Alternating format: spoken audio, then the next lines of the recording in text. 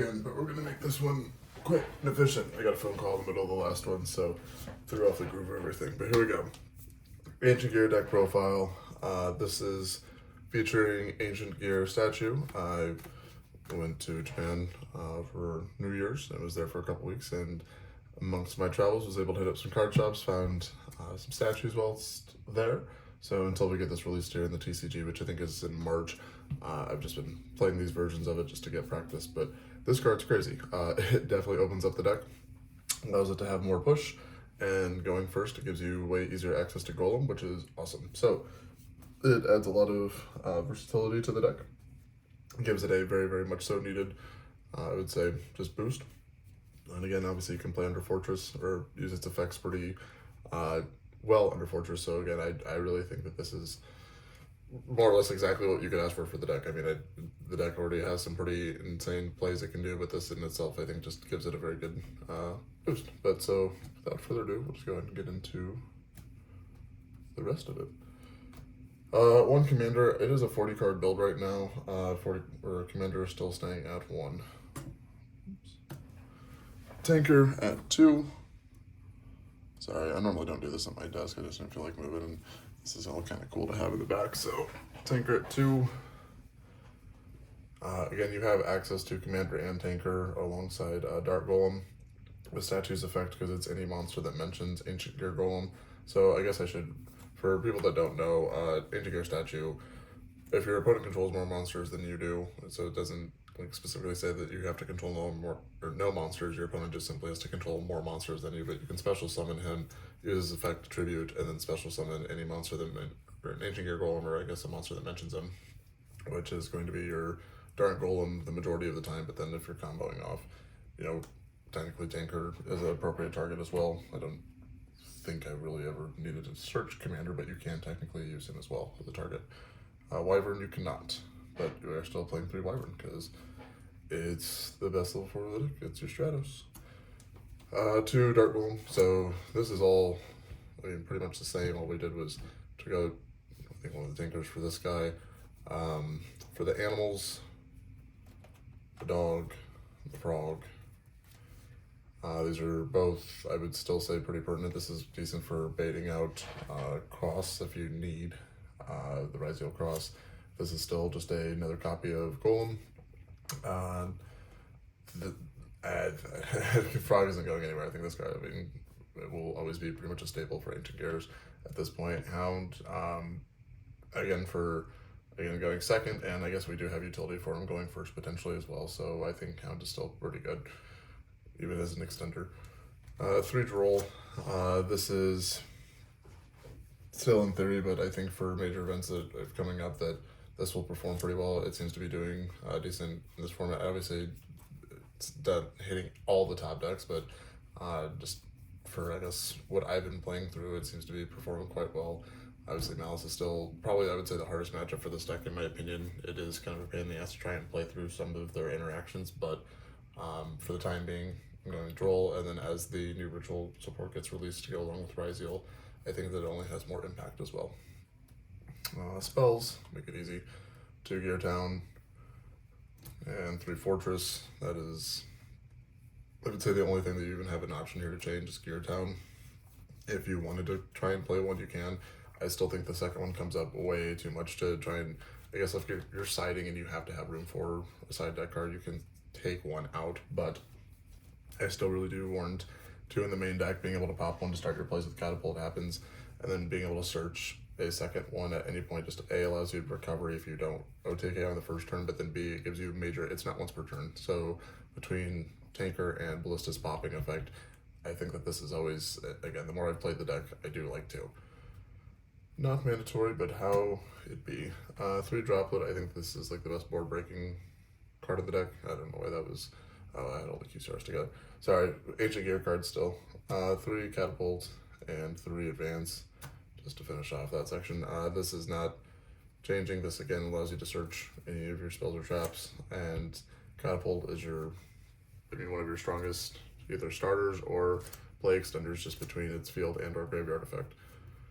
Ancient Gears is a really well thought out. Like, I just really like the playstyle of this deck. Again, I love OTKing in general, but just Ancient Gears is just a badass deck.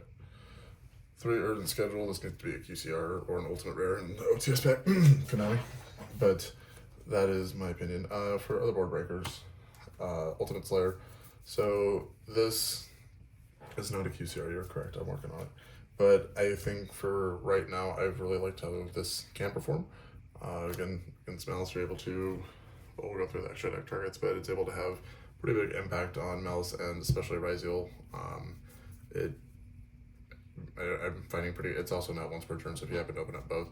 If I do have a third copy, it's just kind of hard to find main deck room right now, but it is, I guess, it is playable at 3, I guess, in the main deck is what I'm trying to say there.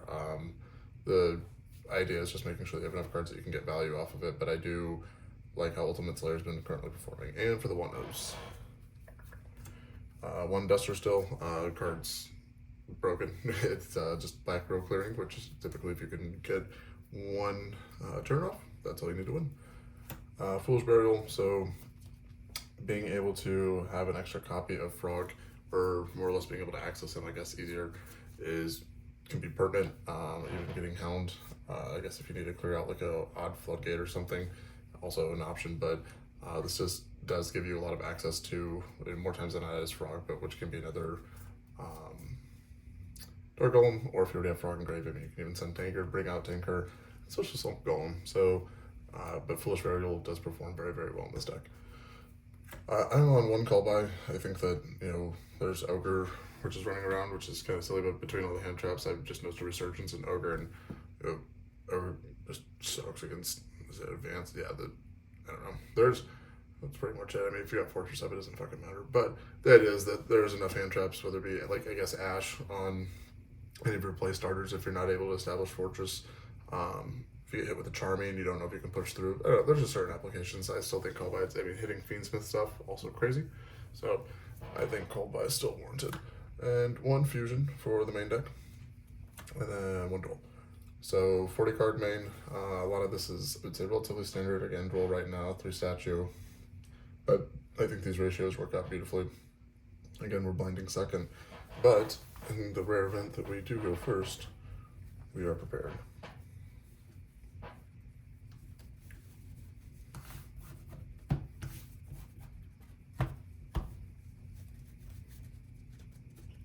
Let's put this.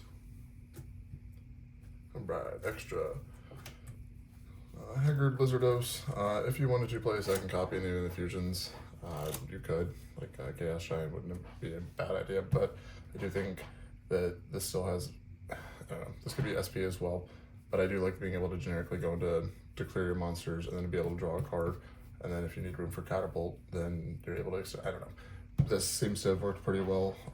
It has not come up in a minute, but I still think that it warrants good play. 2 Ballista, perfect number for this card. You won't ever play 1, you definitely don't need 3, so 2's good to go. Genius turns off floodgates, allows you to push through awkward boards, and it's also generic enough that you can clear your monsters with it just being 2 machine monsters. 1 Phoenix, just again for back row removal. It's generic enough that it doesn't, I'm struggling with between Tornado Dragon and Roller, which we'll get into. This is just a Ultimate Slayer target. Whenever this is sent to graveyard, you get to send a Winged Beast from your extra deck, so you get to send Garura and draw a card after. For the fusions, it's Howitzer, Ultimate Giant. Sorry, Ultimate Golem, my apologies. Chaos Giant, and then the Garura to send with, or from him, or if you are sending a fusion, then you send Garura. This guy's like Bucephalus, yeah. Alright, we are playing the 1 Nat Beast because, I mean, it doesn't really come up too much going second by all means, if ever, but we do have a way of accessing him to make him turn 1. This is more of a spicy tech. If you wanted to play something a little bit more, I would say that comes up more frequently, you can, but again, I do think that, I mean, I've made it before and it's kind of put in work. Obviously, if I had more stuff to back it up with in that scenario, it'd go well, but idea is that you can play Nat Beast in this deck with Hound. For the fusions, Dugares, which might as well be an Ancient Gear monster for how much he combos off with him, but being able to double your monster's attack for 1 punch, or I guess if you gotta draw 2 cards to dig, you can do that as well. But Dugares definitely seems like he's pretty stable in this deck. This is normally Tornado Dragon. I'm trying out Dweller just for the popularity of Fiendsmith, but that requires you to go first and make a Dweller. So as opposed to Bagooska and Howitzer, which I think is typically my turn 1 play, but trying it out again. Also, if you need to make a ring for like a Dweller to be able to OTK through a board, I guess potentially, but even then Chaos Giant turns off any effects in the battle phase, so if you make it to the battle phase, you should be fine. I do like Tornado Dragon a lot just because you can clear back row, or you can pop your own stuff like Geartown and Fortress to keep pushing, so to each their own. I don't know if this is definitive, but that's why we playtest. The Bagooska, definitely one of our best turn 1 plays, just as Bagooska, Howitzer, and hoping your opponent doesn't have the ability to break that, but typically that puts enough people off their main combos that it at least buys us a turn. And the Mereologic Aggregator, again, this is just a other Ultimate Slayer target, so that way you are technically playing 1, 2, 3, 4, like one of each extra deck type. So if you, I mean, again, I don't really have to send synchros too often, but it is kind of nice having an option for that as well. Extra deck.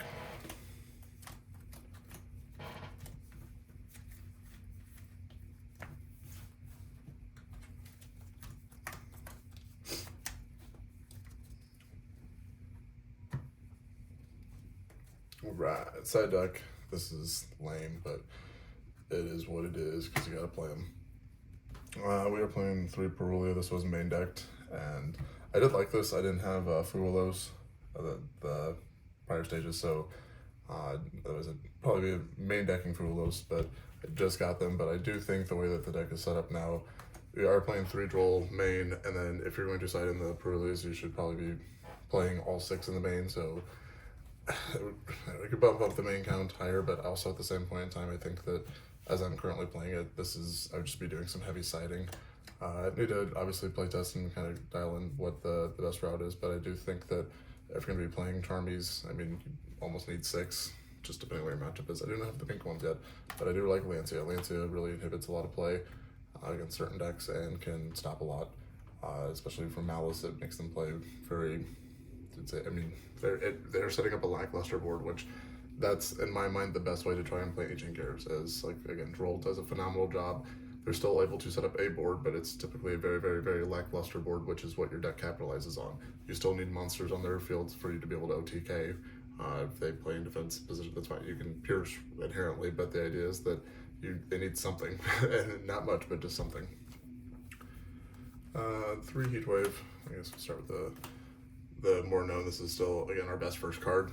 This card is dumb. I need 2 more QCR, so if you got a QCR out there for trade, let me know. It would be greatly appreciated. But point is that this is just a turn skip, and if they set a monster, then hallelujah, like now you just have the freest win ever. And then Lightning Storm. This is just a pair with Harpie's Feather Duster if you're playing against a back row deck. I'm playing a second fusion. This is for going first, so that you can make your Howitzer play. Typically with Bagooska again, and then that way you have another Ancient Gear Fusion in deck for Chaos Giant whenever you need to push with him, or if obviously Duel is the better option, you go Duel. And then this is for Magical Hound, but this is just to give access to Nat Beast turn 1 if you're able to draw this going first. Again, I know it's a bit of a long shot, but you can still do it, and I have been able to do it before, so it's just kind of a cheeky play that not a lot of people would put the deck on by all means, but it's just kind of a little tech that I'm trying out. But this, I would argue, is pretty staple unless you've got the new Wall Charmy and you're rocking that. These are just good in theory because they pair well or do what they're supposed to do. And then this is, I would say, the only part that's like really spicy right now. But that is the deck in terms of main, side, and extra. Again, if you've been watching the videos, I've been getting it pretty dialed in. I think that the deck, again, has a very, very good good standing for a rogue deck. I definitely will say that it is one of the most punishing decks if you don't really do your OTK properly or like set yourself up. It can like push and have some very, very, very minute recovery, but more times than not, if you don't OTK, you're kind of just sitting there and praying to God that your opponent's not able to kill you, which sometimes it is awkward to try and get over a 4,000 to 5,000 attack point monster, but more times than not, there's enough ways for people to out our stuff because they're not protected under Fortress past the turn that they're initially summoned. So again, I definitely enjoy the deck. It rewards you for being able to, you know, think out OTKs or being able to play your cards well. I think that, again, once Statue actually gets released, I think it's like March, the second week of March or something of that nature. But the deck is definitely pushed, I would say, to the high skill ceiling that it's had so far. If you guys obviously have any feedback or any recommendations, I'd be happy to hear so, but I will do one test hand just for the hell of it. I'd like to hear what you guys think, but I think right now we're playing it as optimally, or damn near as optimally as it could be played. Might not be this exact ratio, or like these exact cards, might be like some of the cards inside need to be mained and vice versa, but Clockwork Knight, the spell card, is insane, especially in this deck, but it just doesn't seem like it's like required per se. It's kind of what Ancient Gear Statue does now. It allows you to have that consistency that Clockwork Knight otherwise would have banished. Alright, I'm gonna cut. Hope that's not horrible. It's a good start, I'm not gonna lie. Alright, as long as we don't draw another one of those, it's not bad either. I'd love to see it. See, we're playing some Yu-Gi-Oh! We drew the one hand trap that we play, so we're gonna duel them because we're going second. And then we're gonna draw. Oh my god! If you lose, you suck. No, I'm just kidding. I've blown it before too, but this is pretty ideal. I mean, you can really get disrespectful with this hand. Urgent, they're just turning everything off. Here, take the golem. If, depending on how many monsters they have that you actually need to stop, but your detonator and whatever the hell else is off now. And then the urgent resolves. This is just so stupid. This like almost feels criminal. How good that hand ended up being. Alright, so you're gonna summon 2 monsters if the urgent resolves, because it will. They didn't have Ash Blossom, they suck. Again, typically it's always gonna be the frog and statue. If they had like a floodgate that you needed it out, you'd be able to play that as well. If you really wanted to be spicy, you could summon this if for a reason you didn't have like any fear of them being able to stop this, and then activate it and then chain the urgent to it as well, which I've done in some of my videos. And then your opponent's like, damn, I'm about to get hit with 3 monsters. Alright. Be able to link off. Again, this is, I don't know how many like theoretical monsters we're playing against here. If there's like more than, if there was only one, you'd probably start with this just to get it on board. If there's at least 2, then we're fine, because we can still summon the statue. Our field and center. So link off. Batista.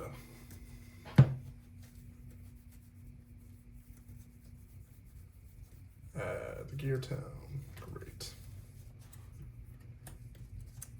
You activate. Again, you're not really. We're just baiting out anything you can at this point. But Geartown, pop. We have not summoned yet, so let's go. So Geartown, let's activate Wyvern. We're playing that at least that there's 2 monsters now that I'm thinking about, because I sent both of these, so we're assuming there's 2 monsters. Wyvern effects. Add. Man's effect. Add. Cool. If you've gotten this far and they haven't really been able to do anything, you're probably gonna win. Alright. We're going to go Advanced Tribute.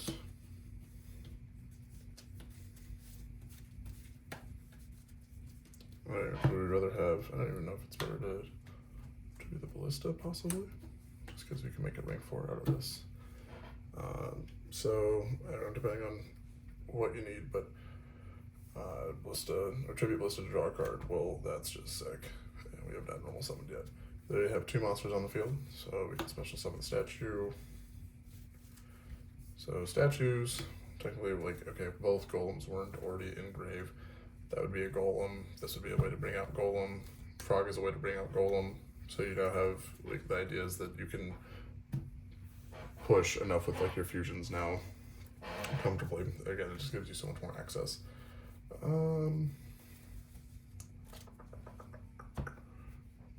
well, we already have the fortress up, so we can resolve the Dark Golem. So I guess we just, if you didn't want to play into Nib, that would be another hand trick. That's like, honestly guys, that's like one piece that I can give you as well.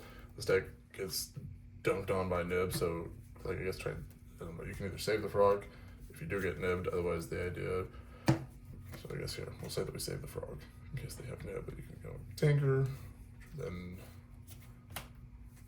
bring out Golem, effective Golem, add 2, discard 1. We've already used the Wyvern and use, so if we wanted, did both of these. We do have to discard 1.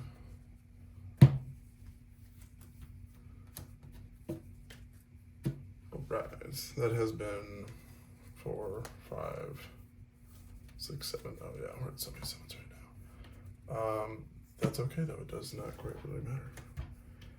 We go fusion, so let's say we go 1. Always gonna get commander. 2, 3, 4. And you make a Chaos Giant. And now they're like, oh shit, that's a really good card. I'm about to get OTK'd, except I got this Nibiru in my hand. And let's say you wanted to be like extra disrespectful to the card, and let's just double its attack. Because I've got this now 9,000 attack point Chaos Giant. That'd be cool and all. And then you try going into battle phase and like end of main, Nibiru. We didn't even get to use the statue for anything. You could have tributed it off and made something, but you know what I'm trying to say. They nib everything. Oh no. Now we've got this giant token. None of that matters. You would activate as a commander. Bring out your fusion. Your opponent has a monster because they control the nib. Where's the frog? Go for the frog. I didn't even use Tinker yet, I don't believe. How did this get up? No, I normal Tinker, yeah, I brought him back out. So, hey look, there's your goal. Effective Ancient Duel. 1, 2. So another one in there already. 3.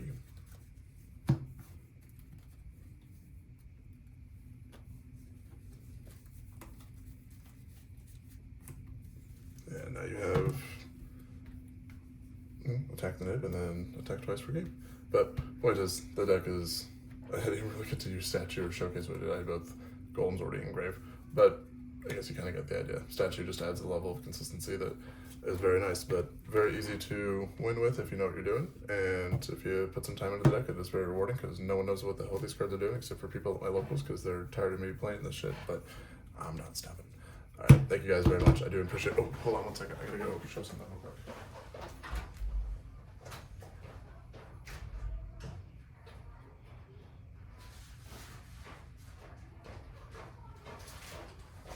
Alright, so I have 60 count packs of Barely Yu-Gi-Oh! Sleeves that I think I'll ship for, like, if people are interested in these, by all means get at me. I can put my, I can get into contact with you, but I think I've had a couple people ask me for them now at this point, so if anyone's interested in having some Barely Yu-Gi-Oh! Sleeves, I think I'm going to do 60 of them for 40 bucks. That way it just kind of puts them at a point where I can ship them out and get them to you guys, and you guys should be covered. But I'd be happy to hook anyone up if they would be interested. So let me know. But thank you guys. I'll catch you in the next one.